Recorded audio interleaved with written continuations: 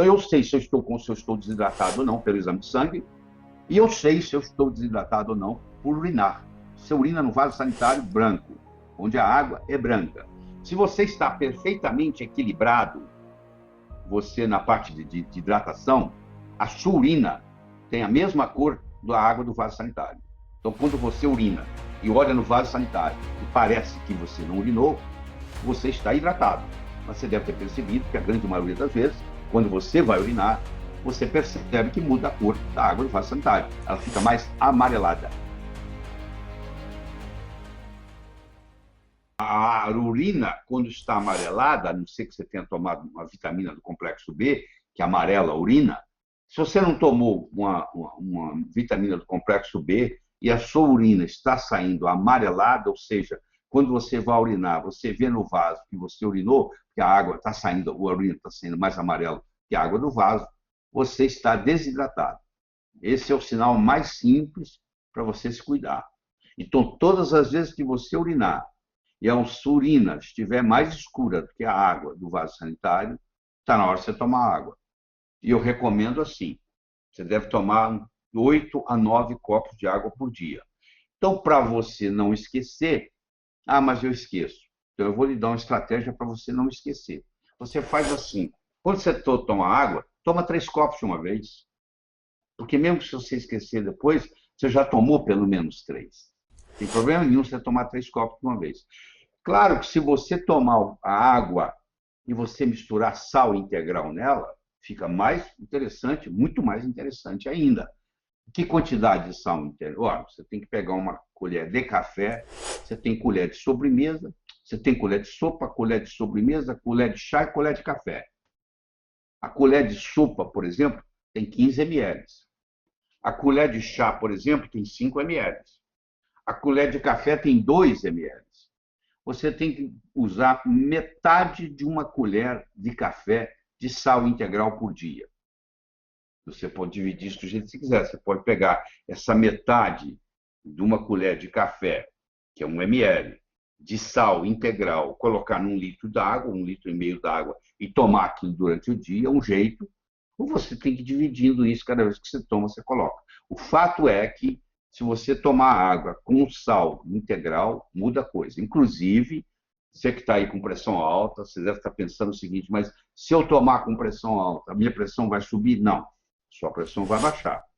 Esse é o cuidado que você tem que ter, porque às vezes você pode ter uma hipotensão, porque na hora que você começa a tomar água com sal integral, ali tem magnésio, ali tem potássio, e muitas vezes a pressão alta é por deficiência de magnésio. Então, na hora que você começa a fazer uso do sal integral, você corrige isso, e muitas vezes você trata essa deficiência que está aí. E essa água, ela tem várias características que nós vamos discutir aqui. Uma delas é o pH. E quando a água tem o pH alcalino, que é aquela água lá da nascente, você vai lá naquela mina, lá no alto daquela serra, você vai ver que a água lá nasce com pH maior. Mas à medida que ela desce, ela vai se contaminando e ela vai ficando mais ácida. Tudo que vai se contaminando vai ficando mais ácido. O lixo do nosso alimento, do nosso metabolismo, é ácido. À medida que a gente envelhece, a gente vai acidificando. O pH de um bebê é uma coisa, o pH de um indivíduo de 90 anos é outra coisa.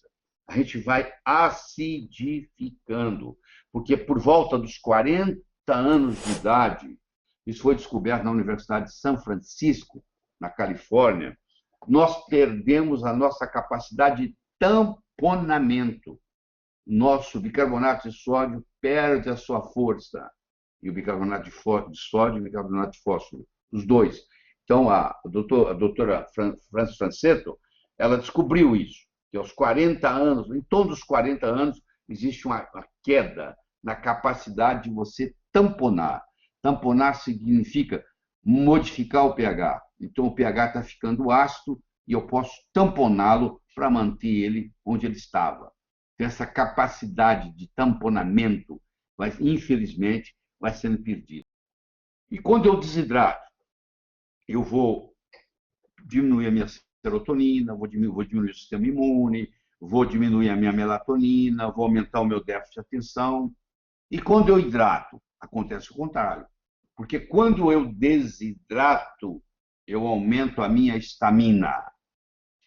A estamina, ela é responsável pela dor, ela é responsável pela asma, tá? O processo asmático, vem a liberação de estamina, os mastócitos, que são as células nas mucosas, que produzem estamina, quando desidratado, estimula a produção de estamina e acontece os espasmos. A estamina diminui a serotonina, você fica mais triste, a pessoa desidratada é mais deprimida, mais triste. Então, você começa a ter uma série de processos que vão alavancando com isso aí. E as próprias enzimas nossas, ela é pH dependente, a temperatura dependente, viscosidade dependente. Por exemplo, a mulher grávida que tem enjoo matinal, muitas vezes aquilo é uma manifestação de que o pH dela, a hidratação dela não está correta, ela está ficando desidratada. Você tem que dar para ela 2, 3 copos d'água com sal integral, ela melhora o enjoo na hora. Eu estou falando muito de sal integral, deixa eu compartilhar com você um estudo feito por uma menina de 12 anos. O Dr. Brownstein, David Brownstein, é um médico americano famoso, se você entrar na Amazon.com, ele tem vários livros publicados. E a filha dele, de 12 anos, fazendo uma pesquisa para a escola, fez o seguinte experimento que vai lhe ajudar. Ela pegou 2 xícaras, colocou pela metade de água, a mesma água, as 2 xícaras. Numa xícara, ela colocou 1 colher de chá de sal de mesa. Na outra xícara, ela colocou 1 colher de chá de sal integral. Antes de ela colocar o sal nas xícaras, ela mediu o pH da água. Então, o pH da água nessa xícara era 6,4. O pH da água nessa xícara, que é a mesma água, era 6,4. Quando ela colocou nessa xícara aqui cloreto de sódio, o pH dessa água foi para 6. Quando ela colocou nessa xícara aqui o sal integral, o pH foi para 8. Então, ela terminou com uma xícara com pH 6 e outra xícara com pH 6,8. Você vai dizer, mas não é muito. Não, é muito, sim. É muito. Porque o pH é logarítmico. É igual a escala que mede terremoto. É logarítmico. Então, na realidade, de 6 para 6,8 são 8 vezes. Houve o pH que era igual nas 2 xícaras, 6,4, 6,4. Agora, na xícara que recebeu o sal de cozinha, foi para 6, e na xícara que recebeu o sal integral, foi para 6,8. Ou seja, houve um aumento do pH de 8 vezes. Isso corresponde a 800%. 8 vezes significa 800% de discrepância, só pelo fato de ter usado o sal integral. Quanto maior o pH, mais oxigênio tem. Vamos ver se eu consigo explicar isso para vocês de um modo fácil. Quando eu tenho mais hidrogênio, o pH baixa. Como eu tenho mais o íon hidroxila, não é o radical hidroxila. Eu estou falando do íon hidroxila. Quanto mais íon hidroxila eu tenho, mais o pH é alto. Então, a água alcalina, por exemplo, predomina nela mais íon hidroxila do que íon hidrogênio. Houve uma ionização dela para fazer isso. Então, houve uma dissociação. Ora, você há de convir, se o hidrogênio, se o pH, quer dizer, potencial hidrogênio iônico, o pH, quanto maior o potencial hidrogênio iônico, mais ácido é o pH. Quanto maior a concentração de íons hidroxila, mais alcalino é o pH. Ora, onde é que está o oxigênio? O oxigênio está no hidrogênio ou o oxigênio está no hidroxila, que é o OH? Está aqui. Então, quanto maior for o pH, mais oxigênio. Tanto é que se eu comparar um pH de 7,3 com um pH de 7,45, você tem no pH de 7,45 65% a mais de oxigênio. Como a vida precisa de oxigênio para sobreviver, se eu tiver com pH muito baixo, eu tenho muito pouco oxigênio. O jeito de eu aumentar o oxigênio no fluidos que eu estou trabalhando, no caso a água, eu tenho que aumentar o pH, aumentando a hidroxila. Então, eu aumento o pH, eu aumento o oxigênio. Então, o pH mais alcalino tem mais oxigênio. O pH mais ácido tem menos oxigênio. Então, o jeito de eu oxigenar minhas células é mudando o pH. O pH do sangue é 7,35, 7,45. Se eu ingiro uma substância alcalina, eu vou modificar discretamente o pH do sangue. Eu vou explicar no minuto como isso acontece. E aí o sangue tem que permanecer entre 7,35 e 7,45 para ver o mecanismo compensatório, ele alcaliniza o tecido, que é onde eu preciso. Você já deve ter ouvido o seguinte argumento. Bom, o pH do estômago é 2.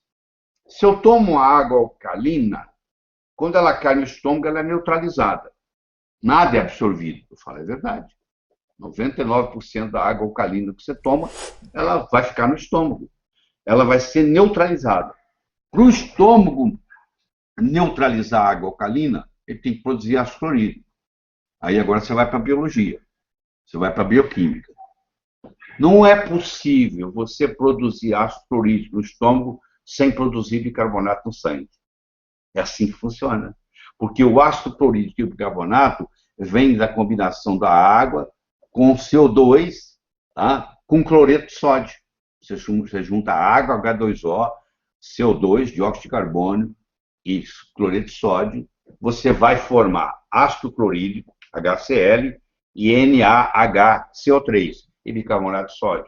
Então, no momento que eu produzo ácido clorídrico para neutralizar aquele pH que chegou no estômago, que é alcalino, ao mesmo tempo, eu estou produzindo bicarbonato de sódio que está alcalinizando o sangue.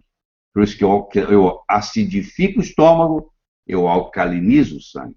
O sangue, por sua vez, não quer ficar muito alcalino.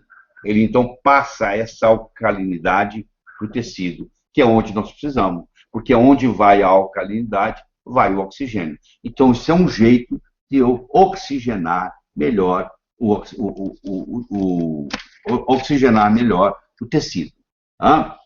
Então, você já sabe, não é só, independente da água que você estiver tomando, você tem que estar hidratado. Claro, você não vai tomar uma água venenosa, você não vai tomar uma água com metal pesado, você não vai tomar uma água contaminada. Mesmo que ela não tenha característica nenhuma, o fato de você colocar sal nela, sal integral, já melhora muito, muito o prognóstico. Muito. Não tem nem comparação.